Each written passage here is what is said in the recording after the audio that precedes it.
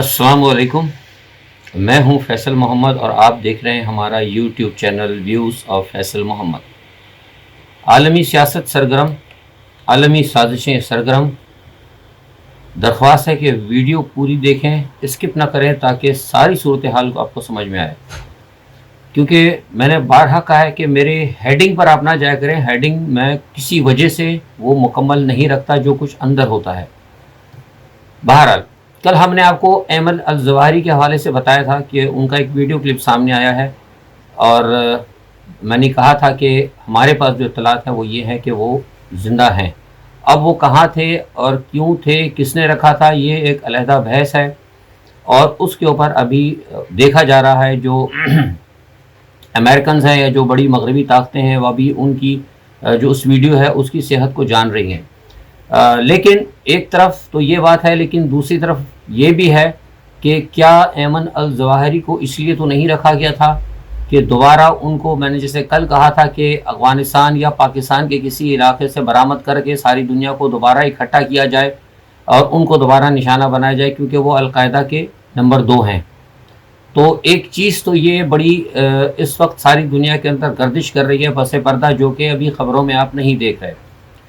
دوسری ایک بات یہ ہے کہ طالبان کے خلاف حکومت کو ناکام کرنے کے لیے امریکہ اور پورا کوارڈ پلس اب کہیں کہیں، جیسے ہم نے پہلے بھی کہا تھا، کہ ایران بھی شامل نظر آ رہا ہے۔ ہمیں نہیں پتہ، جو ہمارے پاس اطلاعات ہیں سفارتی ذریعے سے، ہم نے پوری کوشش کی معلوم کرنے کی کہ ایران کے اس پہ کیا تحفظات ہیں، لیکن ہمیں جو ایرانی ذرائع سے بھی پتہ لگا ہے اور جو کچھ ہم نے نتیجہ اخذ کیا ہے اس سے لگتا یہی ہے کہ ایران کو ابھی بھی طالبان کی حکومت کو تسلیم کرنے میں بہت ساری ہچکچاہٹ یا رکاوٹیں موجود ہیں۔ کیا اس کے پیچھے کوئی امریکن یا کوئی مغرب کی سازش ہے؟ جی ہاں، لگتا بالکل ایسا ہی ہے، کیونکہ باوثوق سفارتی ذرائع سے یہ پتہ لگا ہے کہ ایران کو کوشش کی جا رہی ہے کہ وہ طالبان کے خلاف کھڑا ہو جائے۔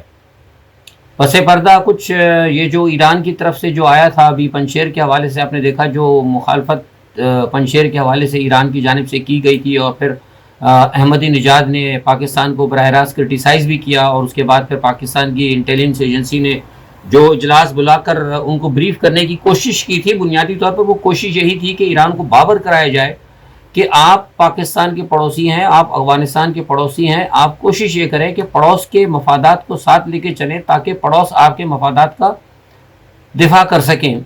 لیکن ابھی تک جو صورتحال پس پردہ نظر آ رہی ہے وہ اس کے بالکل برعکس ہے۔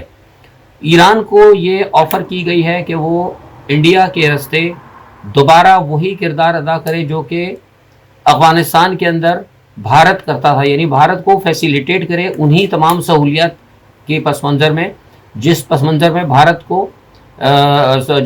میں افغانستان کو بھارت استعمال کرتا رہا تھا۔ اگر میری لوگ ویڈیو دیکھتے ہیں تو میں نے گزشتہ ہفتے اس بات کا ذکر کیا تھا کہ ہمیں یہ سنگن ملی ہے، لیکن اب باوثوق ذرائع سے اس کی تصدیق ہوتی جا رہی ہے۔ ایران کے وزیر خارجہ اسی حوالے سے بھارت کا دورہ بھی کرنے والے ہیں۔ اب دورے کے بعد پتہ لگے گا، یا ان کی نئی دہلی میں موجودگی کے بعد پتہ لگے گا کہ وہاں پر ان کو کیا آفرز ہوئی ہیں اور کہاں تک یہ معاملہ درست ہے، کیونکہ سننے میں یہ آیا ہے کہ اگر ایران طالبان کے خلاف کھڑا ہو جاتا ہے، اور ظاہر سی بات ہے طالبان کے خلاف کھڑا ہونے کا مقصد یہ ہے کہ پاکستان کے مفادات کو بھی زد پہنچے گی، کیونکہ اور یہ اس کے لیے ایران کو آفر کی گئی ہے کہ جناب وہ اس کے اوپر سے پابندیاں بھی ختم ہو جائیں گی، جو اس کے ریزروز ہیں سارے، جو کچھ ہے مطلب ایران کے ساتھ اس کے اوپر وہ ساری پابندیاں اٹھا لی جائیں گی، اور اس کو بڑی مراعات کی پیشکش کی گئی ہے۔ تو اب دیکھنا یہ ہے کہ کیا ایران اس پہ کس حد تک راضی ہوتا ہے، کیونکہ جو میرے ابھی تک ذاتی، یہ میں خبر نہیں دے رہا آپ کو، یہ میری ذاتی جو ریزرویشن ہے کہ ابھی تک مجھے نہیں لگتا کہ ایران کوئی اتنی بڑی حماقت کرے، لیکن کہہ کچھ نہیں سکتے، کیونکہ ایران کا ماضی جو ہے نا ہمیں ابھی تک کچھ نہ صاف نظر نہیں آیا، قطع نظر اس کے۔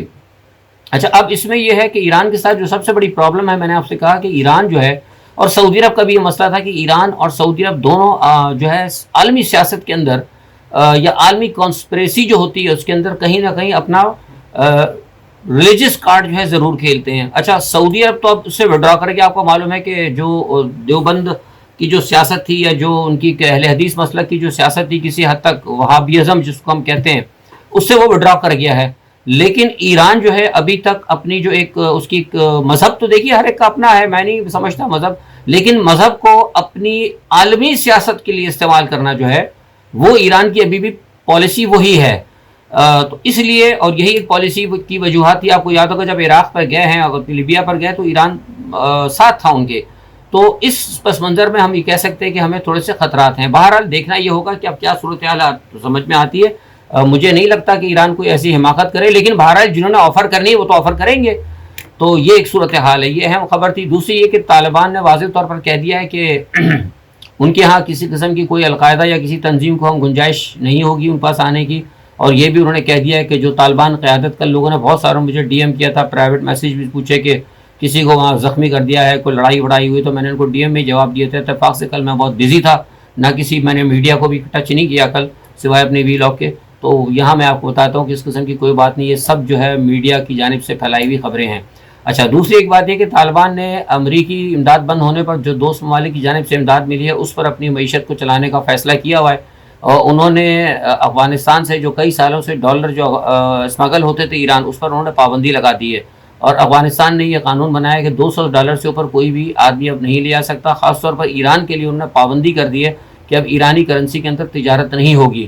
تو اس کی وجہ سے بھی ایران کو ایک دھچکا لگا ہے. تو یہ بھی ایک وجوہات ہو سکتی ہے کہ ایران جو ہے اس چیز کو تھوڑا سا محسوس کرے. لیکن یہ میں آپ کو بات بتا دوں کہ یہ جو کچھ ایران کے اوپر جو کیا ہے طالبان نے, اس کی وجہ بنیادی طور پر پنجشیر کے اندر جو بھارتی پروپیگنڈا ہے, اور بھارتی پروپیگنڈے کے پس منظر میں ایران جو عالمی طور پر اس کو پاکستان کو تھریٹ کیا اور طالبان کو تھریٹ کیا, اور ابھی بھی اسٹل ایران کے ایک دوسرے کا بیانات ایسے ہیں جس کی وجہ سے طالبان کے مفادات کو نقصان پہنچ رہی ہے طالبان کو. تو اس لیے ہو سکتا ہے کہ میرا سمجھتا ہوں, یہ میرا تجزیہ ہے کہ جو پنجشیر میں جو ایران کا کردار تھا, پنجشیر کی افواہوں کے اندر, اس کا یہ انہوں نے جواب دیا ہے کہ ایرانی کرنسی کے اندر انہوں نے اب تجارت بند کر دی ہے. اچھا, دوسری ایک بات یہ کہ ایوان صدر میں طالبان کا جھنڈا لگا دیا گیا ہے. طالبان نے کہہ دیا ہے کہ جناب اعلیٰ تعلیم یافتہ جو ہیں خواتین ہیں جو رہنا چاہتی ہیں وہ رکیں, اور خواتین کو اعلیٰ تعلیم بھی دی جائے گی, یونیورسٹیز کھلی رہیں گی. صرف یہ ہے کہ حجاب ان کا رہے گا.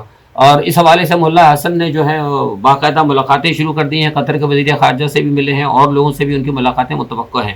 اچھا, دوسرا یہ کہ فرانس کے حوالے سے میں آپ کو بتا دوں کہ فرانس نے طالبان کے حوالے سے مکمل طور پر لا تعلق رہنے کا اعلان کر دیا ہے, اور انہوں نے کہا ہے کہ ہم بالکل بھی اس معاملے میں لا تعلق رہیں گے, اور ہم طالبان کی حکومت سے نہ کوئی رابطہ کریں گے اور نہ انہیں تسلیم کریں گے.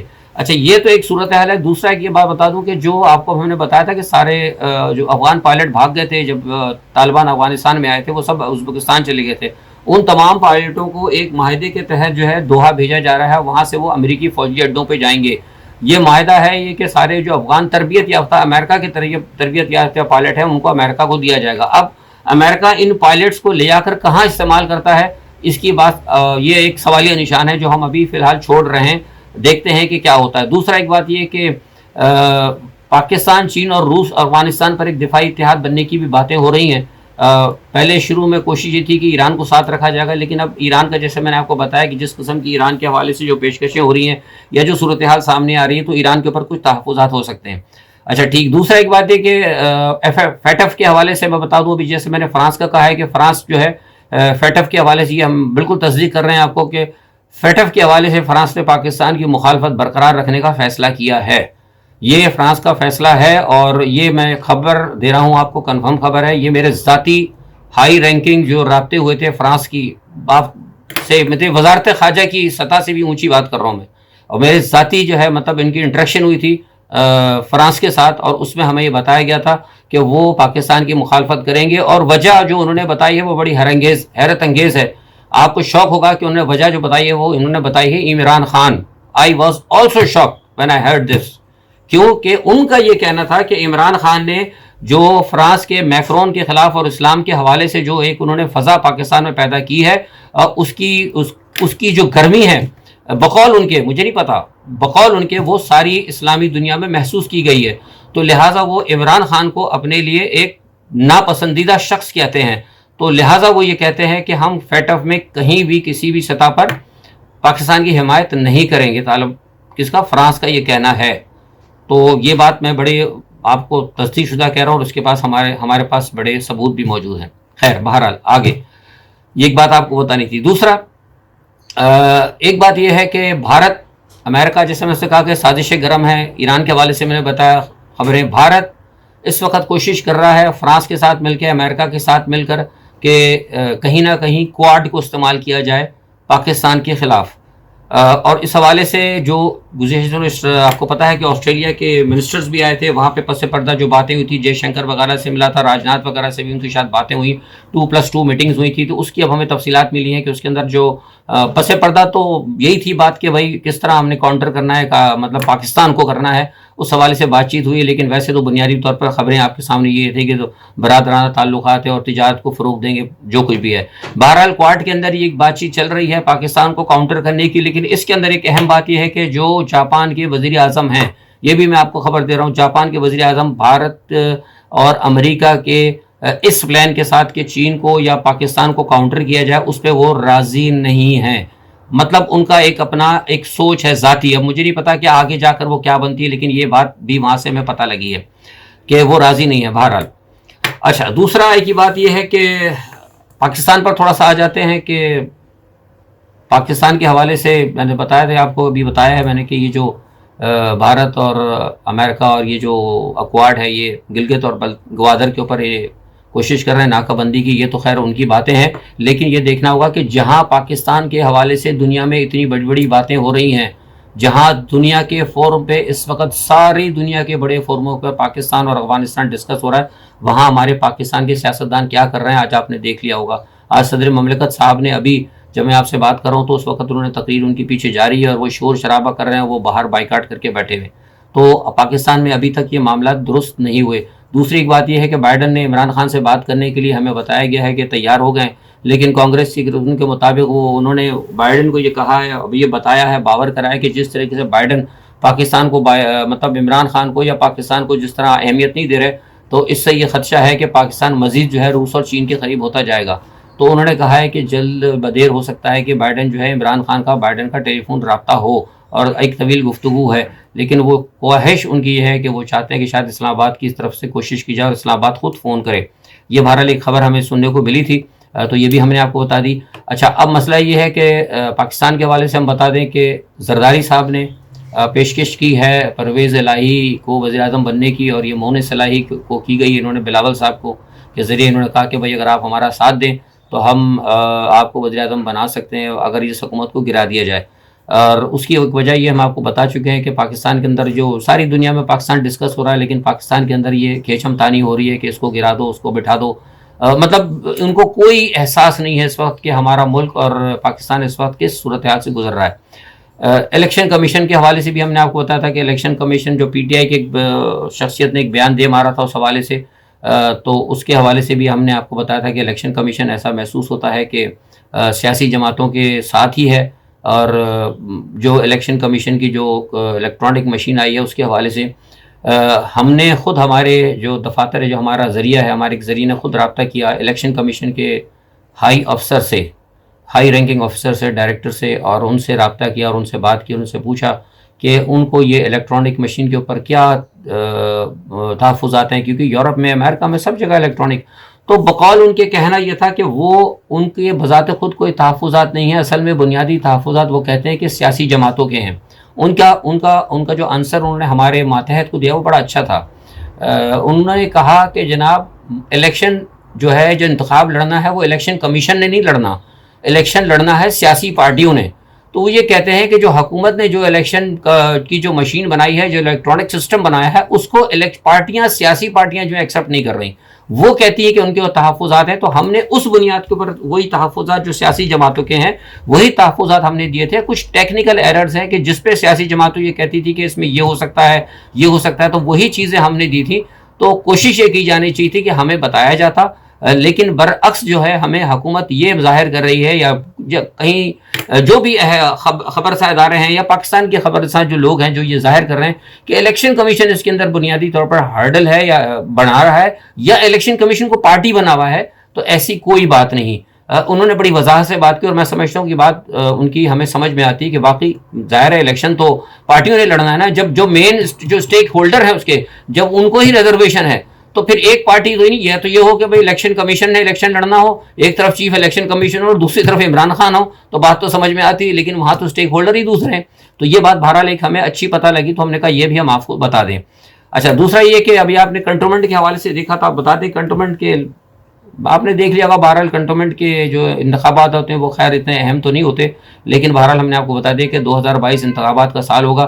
کراچی کے اندر آپ نے دیکھا کہ تبدیلی تھوڑی سی آئی ہے، ایم کیو ایم بھی ادھر ادھر کے ان کے ووٹ ٹوٹے ہیں، لیکن جو سب سے بڑی مزیدار بات یہ ہے کہ مصطفیٰ کمال صاحب یہاں بھی کوئی سیٹ نہیں جیت سکے. ایک بات میں آپ کو بتا دوں، بہت سے لوگ شاید متفق نہ ہو، لیکن میں اپنے حوالے سے بات کرتا ہوں کیونکہ میں دنیاوی بات نہیں کرتا. اصل میں سب سے بہترین تجربہ ہوتا ہے جو آپ کے اوپر گزرا ہو. میں نے مصطفیٰ کمال کی جب پارٹی بن رہی تھی اسی وقت ان کے جو مرکزی عہدیدار تھے جنہوں نے مجھے بھی کسی زمان میں رابطہ کیا تھا اس حوالے سے، کیونکہ آپ کو پتہ ہے کہ میرا سیاست کے اندر ایک کردار رہا ہے پاکستان میں، خاص طور پہ مہاجر پالیٹکس کے حوالے سے بھی میں نے تقسیم سندھ تحریک بنائی تھی، کراچی صوبہ تحریک، تو مجھے بھی انہوں نے کانٹیکٹ کیا تھا. تو میں نے ان کو اس وقت کہا تھا کہ دیکھیے سندھ کے اندر جو مہاجر کا آپ نے جو ایک عنصر بویا ہے نا، جو مہاجر کی ایک سیاست کی جو اجاگر کر گئے ہیں، جو کوٹا سسٹم اور جو احساس محرومی جو بھٹو صاحب نے پیدا کی ہے، اس سے مہاجر لفظ کو نا ایک بڑی اہمیت ہے. اگر میں نے کہا تھا کہ اسی مہاجر کارڈ کے اوپر الطاف حسین نے لوگوں کو جمع کیا تھا، میں نے ان کو کہا تھا جو ان کے تھے مرکزی عہدیداران، تو میں نے ان کو کہا، جب مجھ سے بات ہوئی تو میں نے کہا کہ دیکھیے میں تو خیر اب نہیں آ رہا اس کے اندر، نہ میری اب عمر اجازت دیتی ہے کہ میں اب نہ اس وقت جس تعلقات میں پاکستان کی سیاست میں چھوڑ چکا ہوں، لیکن میں نے کہا کہ جب تک آپ مہاجر فیکٹر کو، یا لفظ مہاجر کا لفظ آپ اپنے اس کے اندر مہاجر فیکٹر کو نہیں کریں گے، مہاجر فیکٹر پاکستان پرو پاکستان ہونا چاہیے، اگینسٹ پاکستان نہیں ہونا چاہیے. ہر رائٹ آپ کا انر باؤنڈریز ہونا چاہیے، آؤٹ آف باؤنڈریز نہیں ہونا چاہیے. اس وقت تک میں نے کہا کہ آپ الطاف حسین کے بت کو گرا سکتے ہیں، آپ کو کہیں کامیابی ہوگی، ورنہ چاہے وہ قومی اسمبلی ہو چاہے صوبائی اسمبلی ہو، آپ کو کہیں کامیابی نہیں ہوگی. اور آج بلدیاتی الیکشن کے اندر بھی میری یہ بات ثابت ہو گئی. اسی کے ساتھ میں آپ سب سے اجازت چاہتا ہوں، اپنا بہت خیال رکھیے گا. میرے اس انٹرویو وی لاگ کے اوپر کسی کو اگر کوئی اعتراض ہو یا آپ کی کوئی رائے ہو تو آپ ضرور دیں. آپ کی رائے کی میں ہمیشہ احترام کرتا ہوں، اور اس کو اپنے لیے باعث سے ایک سیکھنے کے لیے میں سمجھتا ہوں کہ آپ کی رائے بہت کچھ سکھاتی ہیں، اور سیکھنا چاہیے، مشورے میں برکت ہوتی ہے. شاید آج کی ویڈیو ایک آدھ منٹ لمبی ہو جائے، معذرت چاہتا ہوں. اپنا بہت خیال رکھیے گا. اللہ حافظ.